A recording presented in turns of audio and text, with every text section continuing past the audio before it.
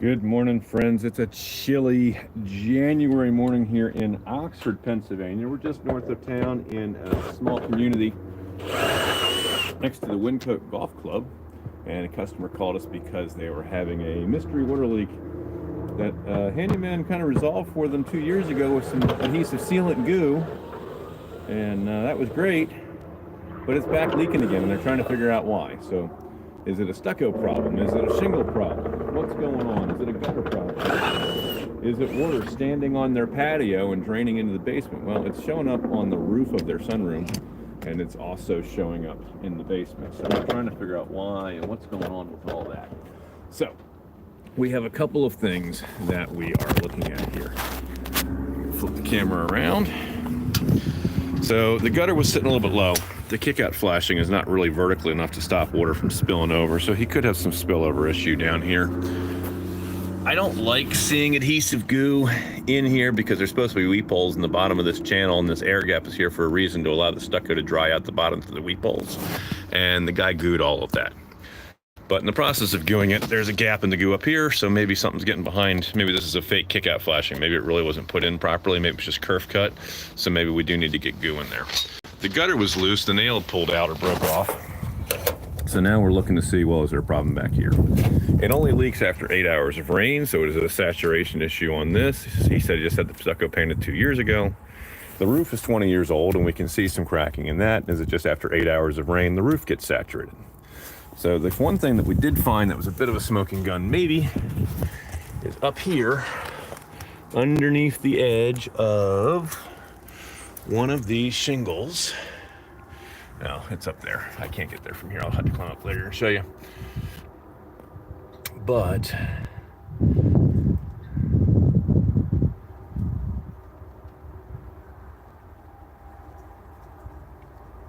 there it is. Okay, so right here is a joint in the shingles, and just underneath the left edge of that joint is a nail. Now it's seated very flat, and with it seated very flat, it doesn't look like it's a potential for a leak, but I have seen worse things before. So maybe because that nail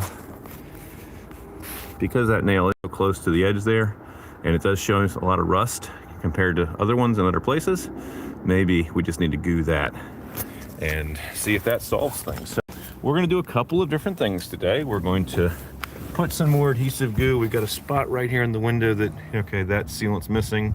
So could it be that? And we're going to do an incremental conservative approach. We're going to put goo on that. We're going to goo here. We're going to make some adjustments to the kickout flashing, and we're going to get the gutter fixed up. And once we have those pieces done, there we go. Once we have those pieces done, we'll see if it leaks in the next massive diagonal 50-mile-an-hour wind rainstorms. And if it does, then what I told him the next step would be is we can either do the roof first or we can do the stucco first. We could come out, take a tarp, slide it just underneath the edge of these shingles here for about 4 or 5, 6 feet, and completely protect and cover with plastic or a tarp down to the gutter line this section of roof where he could be having a problem. And when we do that, if it still leaks, all the water, because we put that tarp underneath a row of shingles, unless the problem is coming in above that tarp and getting down to the roof and in, then, if it still leaks, we know it's not the roof. I did pop up a shingle or two. At the bottom, I can see ice and water shield, and I pulled a couple nails halfway up the roof and verified, yes, there is tar paper underneath her. House was built in, say, 2004-ish, and that was still when we were figuring out this whole transition from real plywood to OSB behind stucco, and the necessary need for having a better water barrier and a rain screen back there. So it's possible that it's a stucco issue. So if we eliminate the roof and we say it's not that, then hang a piece of plastic, jam it under the window, cover this whole section of stucco here to keep that from getting saturated, because you say it takes 8 hours for that leak to show up. So from a diagnostic perspective, if we ruled out the roof, then we can rule out the stucco by covering that in plastic and giving it a rainstorm, making sure no water can get in from the top. So we're going to tuck that plastic up into this, up underneath the window sill here. So all the water on this section, because this is where it's leaking. The leak's coming right about, center of the window right here downstairs. So what if we just cover all of that, and then we verify, we guarantee that that area of stucco is not getting wet. Now, it could be, you know, somewhere up here, but if that was the case, I would expect it would have shown up higher on the sloped roof in the sunroom, and it didn't. It showed up right at the bottom corner. So it could be landing on framing and running frost, which is why I told them I don't want to take your drywall apart for, you know, whatever much money that's going to cost. Take it apart, put it back together, and repaint 5 or 6 different surfaces where those corners all come together. We, you know, we may not be able to see anything if it's hitting framing and running across. So we really just want to kind of incrementally take care of this, address a couple of different known, obvious deficiencies. I can see that there's problems here. There's stuff that's missing. And I don't really like to have the bottoms of windows sealed anyways, because you know from our other videos that we talk about using the jam cavity and the rough opening as a drainage plane to allow things out. So, but this has already been caulked and sealed, and there's one spot where it's not. So we're going to continue with the caulking and the sealing approach. So I've popped the one nail that I knew that I was concerned about. So we've addressed that. And now we're going to take a look at the gutter and see what we can address down here at the bottom of things.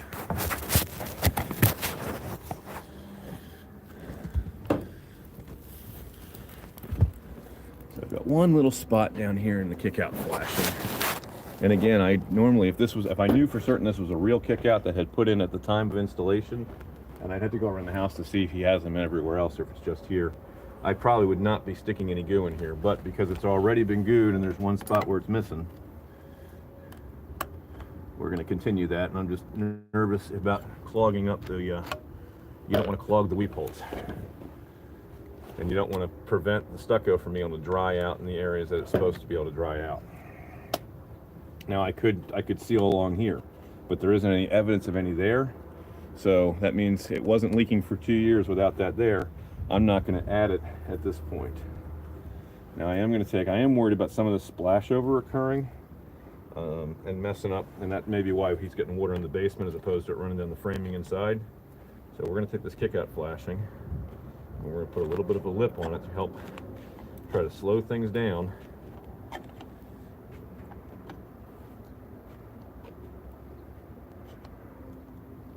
And it'd be really nice if I had a handbrake on my truck, but I don't. It's on another job site. So we're dealing with the emergency water leaks, and we're going to make it done with what we got. So when you pull off a renovation or you're doing stuff to come take care of emergency water leaks, you don't always have everything with you that you normally would, because like I said, it's on a job site somewhere. All right, so now any water that comes down that, if it tries to splash, we're going to give it some resistance here and kind of force it down towards the gutter. Now, next thing that I want to look at is if water's getting past there, does it have a path into the house? Is there any signs of any water leaking underneath here? There is ice and water shield that sticks down. That's kind of cool.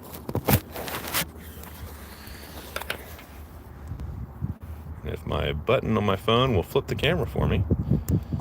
There it goes. I don't know if you can see or not, but this is ice and water shield hanging down. Nope, actually I'm mistaken. That is the bottom side of the shingle hanging down. All right, but still, that's a good thing. We like to see that. And I don't see a huge collection of dirt. There's not a lot of debris down here. That's already been sealed over. So we'll apply some more sealant there just for kicks and giggles, where that flashing goes down behind the window trim. Here, we'll seal the top of that, but I don't think that's a problem. And the gutter sealant looks pretty good, and even if it was leaking, it'd be leaking at this side, not way back up in there.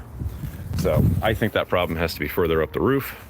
But like I said, we're just going to belt and suspenders this and try to put it back together so that we can rule out what we can rule out. And then we'll be able to, if this doesn't solve it, we can put a tarp on the roof to determine if it's a roof. We can put a tarp on this at a separate rain incident and see if it's that. And it's got to be that diagonal blowing rain. So this may take a while to diagnose for real. But the other option is we spend a whole bunch of the customer's money to tear out drywall to look to see what's going on, to tear out, you know, have my stucco crew come in and rip this face off and redo it, have my roof crew come in and rip this off and redo it. And, you know, of those options, the roof is due anyways in another, if not now, in another 2 to 5 years. So the roof would make the most sense to do if you're just going to throw money at a problem. But I don't like to just throw money at a problem. I want to make sure that what we're doing actually makes sense and that it's being helpful and we're doing something productive towards solving the customer's problem. So, now the danger with caulking here at the bottom is you always risk sealing something in if this was the drainage spot, if this is how water was getting back out of the wall. So if you seal the bottom of something, you could actually be making it worse.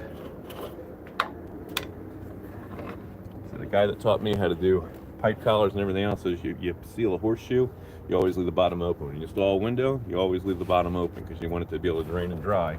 And we move that air sealing layer to the inside so the wind can't blow through because it stops on the inside of the window, but the outside of the window is for that drainage and the drying, etc. And we've got a couple different playlists on here, and maybe somebody will link to that in the comments, or we'll put it in the description after the fact.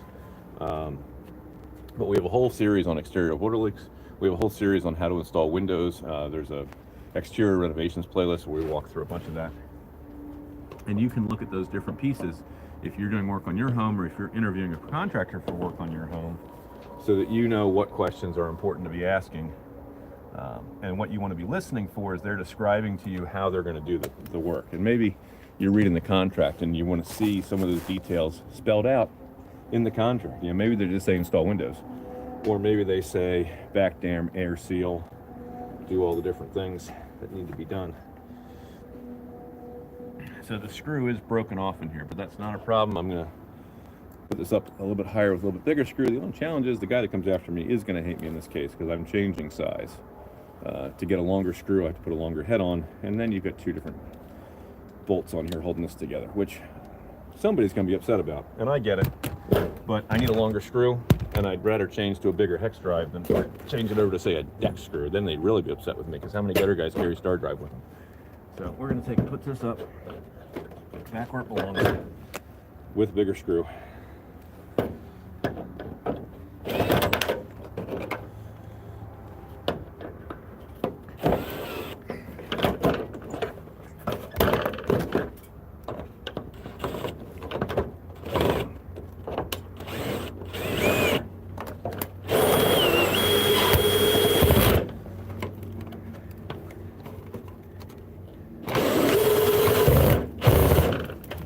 Okay.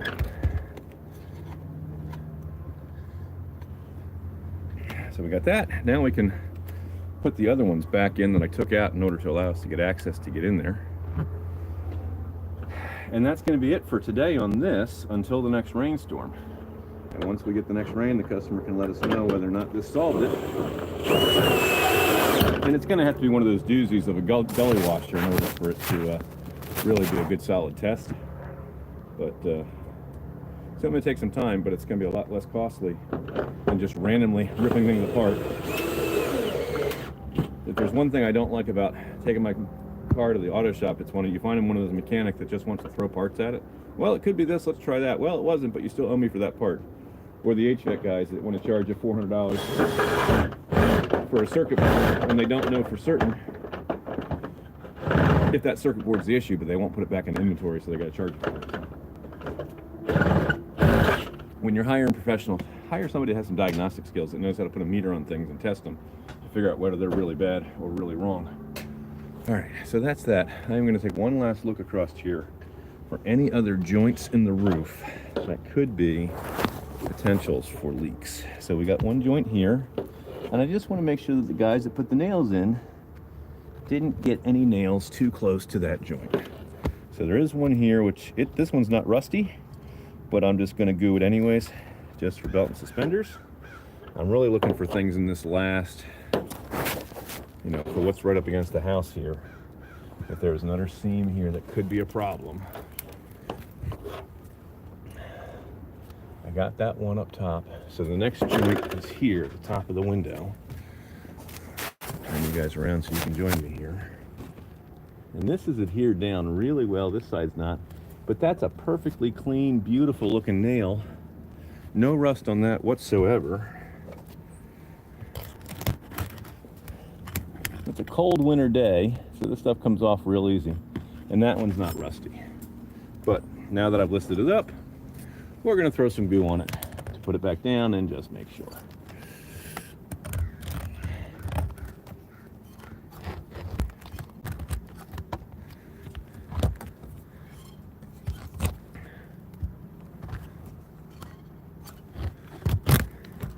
get shingles that are 20 years old, sometimes you start to lose that adhesion. So this is Drew in beautiful Oxford, Pennsylvania. There's nothing our team doesn't do. Roofing, siding, windows, doors, decks, kitchens, bathrooms, basements, plumbing, electrical, drywall, spackle, paint, flooring, gutters, and drainage. Build your custom dream house in addition to garage. Let us know what problem we can solve for you. If you live locally here in Southern Chester County, go to our Facebook page, facebook.com/CoatBuilt. Hit that contact us button there at the top and send us a picture of what it is that's driving you nuts, and we will see if we can't address that for you. We've a dedicated office staff standing by to answer your calls weekdays, 9:30 in the morning until 2 in the afternoon at 484-748-7708. Cope Construction is located at 3114 Limestone Road, Suite 1C in Cochranville, Pennsylvania, 19330. Remember, when we're finished with it, you're proud to say it's not just done, it was Cope built. When you call us, your only complaint will be, how come no one told us to call him sooner? When it's too hard for everybody else, it is just right for us. We'll catch you guys in the next edition of Forever Home. Thanks for joining us here. We'll see you next time. Bye for now.